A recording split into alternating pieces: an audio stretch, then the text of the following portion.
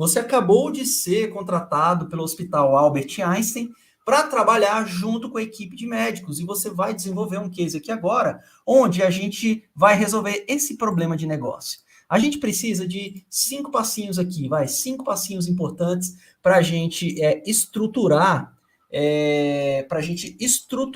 e resolver um problema de negócio, tá bom? 5 passinhos.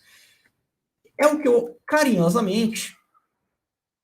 O app, vou colocar só o app aqui, ó. É o que eu carinhosamente apelidei de pipeline da ciência de dados. Isso aqui é o processo de criação de inteligência artificial, tá bom? Com isso aqui você cria inteligência artificial, né? Ao criar inteligência artificial, a gente vai resolver um problema de negócio.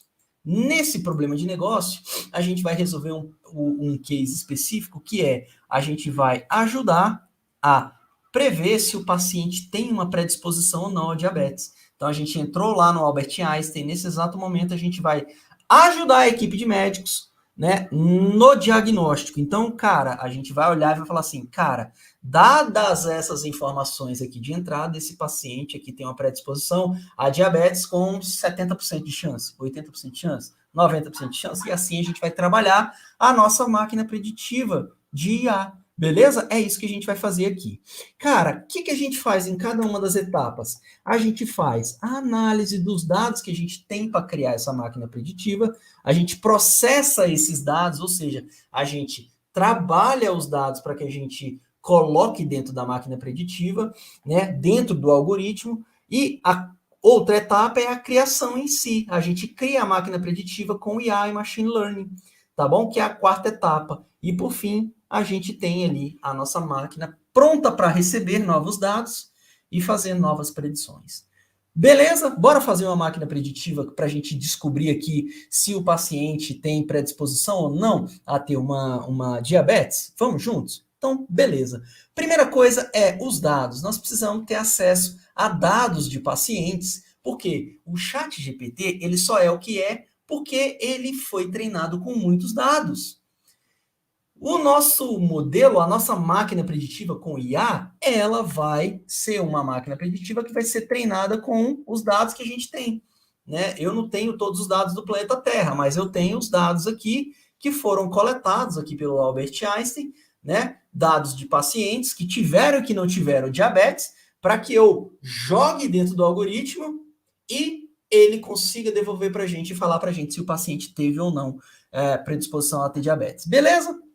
Então, ótimo. Se o problema de negócio está claro para você, você sabe que a gente precisa prever se o paciente tem predisposição a diabetes, né? Então, vai chegar lá o Eduardo, aí o Eduardo vai colocar alguns dados dentro da máquina preditiva, a máquina preditiva já vai calcular se sim, se tem predisposição, ou não, se não tem predisposição, e aí o hospital, os médicos vão tomar as medidas, né? Claro, a melhor medida, dada essas informações aí em primeira mão. Beleza? Bora nos conectar com esses dados? Vamos nos conectar? Então, ó, a primeira coisa é, eu tenho aqui estou conectado no banco de dados do Albert Einstein, ou recebi esses dados aqui de um outro hospital que eu coletei aqui por meio de um trabalho coletivo, enfim, aqui é a parte da conexão, beleza, CDPRO? Ó, cientista, a conexão, ela é o trabalho inicial de você acessar os dados.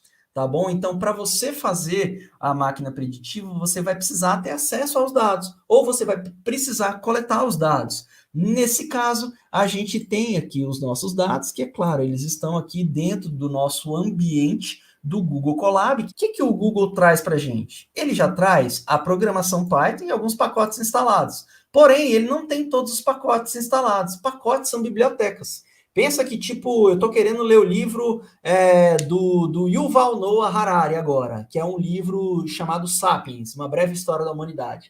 Cara, eu entrei no Python e esse livro não tá. E agora? Como que eu faço? Né? Eu vou lá e entro em contato com a galera que tem os direitos autorais desse livro e trago ele para dentro do Python para eu ler ele aqui no Python. Então, instalar pacote é mais ou menos isso. O Python ele é muito fera porque nós estamos trabalhando num ambiente onde há o chamado open source, né? A gente tem uma colaboração aqui, onde a grande maioria das coisas que são feitas aqui são compartilháveis, tá bom? Então, eu simplesmente vou instalar o pacote. Você está vendo que eu fiz esse negócio aqui chamado pip install? Eu vou dar um zoom aqui só para você ver melhor. Esse pip install foi, eu rodei o script, eu dei um play aqui, ó, e o Python, ele simplesmente instalou essa biblioteca aqui na minha máquina para que eu possa usar. Beleza? Então é assim, esse é o, inclusive, cientista de dados, esse é o poder do Python, porque muitas coisas eu posso desenvolver com Python, porque existem vários pacotes. Se eu quiser trabalhar com Java, eu instalo um pacote de Java. Se eu quiser trabalhar com SAS, eu instalo um pacote de SAS, e assim sucessivamente. Tem muita coisa que o Python conversa, né? Por isso que o Python hoje é a programação, né, a queridinha da IA, e ela é a mais utilizada no planeta para como programação hoje em dia, sabia disso? Cara, o Python tá voando, beleza? Agora, o que acontece? Dado que eu instalo, eu vou, é como se eu fosse habilitar os pacotes. Eu instalei, só que agora eu vou habilitar os pacotes, tá bom? Cada linha que tá aqui, eu coloquei tudo em uma célula só, tá bom? Para você que está começando, eu vou só explicar o que eu estou fazendo. Em cada uma dessas linhas, eu estou chamando alguns pacotes para fazer o meu trabalho. Então, por exemplo, essa linha eu estou chamando pandas, porque o pandas me ajuda a lidar com os dados, a manipular os dados. O matplot ele vai me ajudar a ver o gráfico. O próprio Seaborn vai me ajudar a ver a parte gráfica também. O sklearn é a biblioteca de inteligência artificial, de machine learning, tá bom? Então, ó, eu vou utilizar agora o scikit-learn para trabalhar com algoritmos. Ó, o random forest aqui, ó, tá vendo o random forest? A gente viu ele na aula passada. Ó, vou até dar uma descida rápida aqui para você lembrar dele, ó. Ó, o random forest onde ele está aqui, ó. Lembra que a gente viu essa figura? Tá aqui, ó, o machine learning, né? O Random Forest está aqui, ó, é um algoritmo. Cada coisinha desse aqui, ó, é um algoritmo. É um algoritmo que está aqui, ó, em cada um dos tipos de machine learning, tá bom? O Random Forest está aqui. Ele está dentro da categoria Bagging, dentro da categoria Ensemble. Dentro do CD Pro eu explico essa parada aqui bem, com muito mais tempo. Agora eu não vou ter tempo, mas aqui eu estou dizendo para você que ele é um algoritmo e que a gente pode utilizar esse algoritmo para treinar a nossa máquina para descobrir se a gente tem um paciente que tem predisposição ou não a ter o diabetes. Beleza?